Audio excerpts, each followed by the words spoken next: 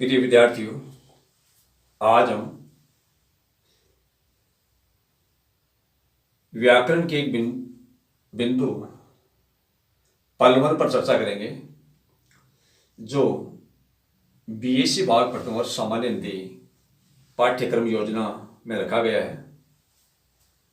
पलवन का विषय है लघुता से प्रभुता मिले, प्रभुता से प्रभु दूर।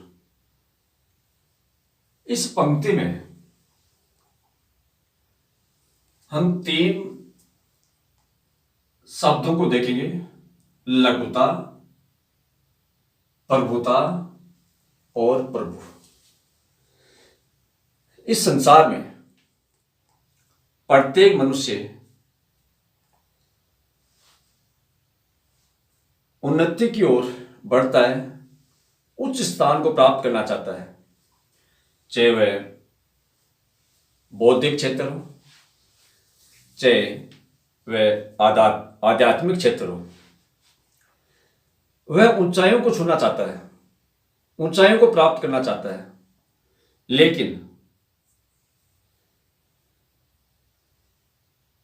सामान्यतः हम ये देखते हैं कि व्यक्ति को जब अपने सामर्थ्य पर, अपने बड़पन पर, अपनी विद्वता पर घमंड हो जाता है, अहम आ जाता है, तो वह ऊंचाइयों को नहीं छू पाता। ऐसी स्थिति में संसार के जितने बड़े वैज्ञानिक, दार्शनिक या विचारक हुए हैं, वे अपनी लघुता को मान करके, अपने को सब छोटा मान करके ही निरंतर ऊंचाइयों को छुआ है। यदि हम उदाहरण के लिए लें तो आइंस्टीन नामक वैज्ञानिक ने बहुत बड़े आविष्कार किए, लेकिन आइंस्टीन ने इस सत्य को स्वीकार किया, इस बात को स्वीकार किया कि मैंने तो ये जो कार्य किया है वह मानो संसार रूपी सागर के किनारे बैठकर छोटी छोटी लहरों को गिनने के समान है। कहीं उनमें घमंड नहीं आया, और जिस व्यक्ति में अपनी विद्वता के बारे में, अपने कार्यों का अहम आ जाता है, घमंड आ जाता है, तो वह ऊंचाइयों को छूने के बजाय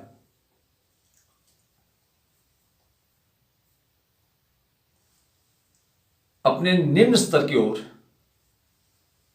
आना प्रारंभ करता है। यदि इसी तथ्य को आध्यात्मिक क्षेत्र में देखें, प्रभु प्राप्ति की बात करें,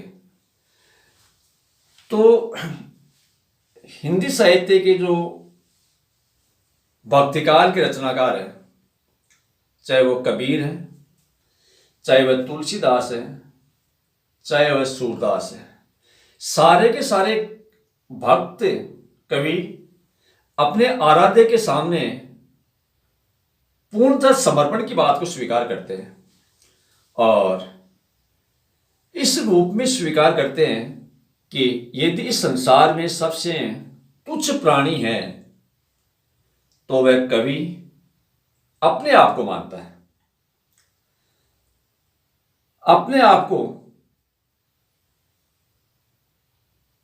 लघु मानता है, और ये स्वीकार करते हैं, क्योंकि कबीर इस बात को स्वीकार करते हैं कि जब मैं था तब हरि नहीं, अब हरि है मैं नहीं।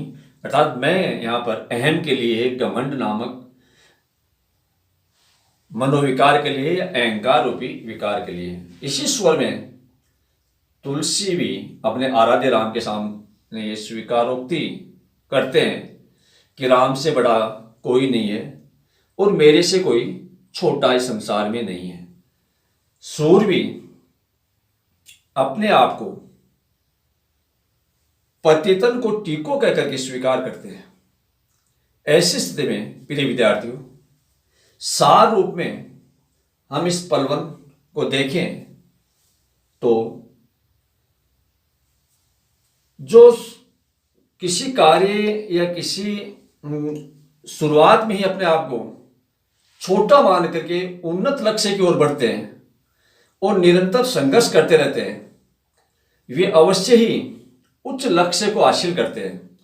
और जिनमें प्रारंभ में ये घमंड आ जाता है कि मैं जितना सामर्थ्यवान हूं उतना सामर्थ्य संसार में कहीं नहीं है, या अपने ज्ञान के ऊपर से घमंड हो जाता है, वो व्यक्ति ऊंचाइयों को नहीं छू पाता। इसलिए सार रूप में कहें तो चाहे वह सांसारिक क्षेत्र है चाहे आध्यात्मिक क्षेत्र है, ऊंचाइयों को वही व्यक्ति प्राप्त कर सकता है जो अपने आप को लघु माने, छोटा माने। धन्यवाद।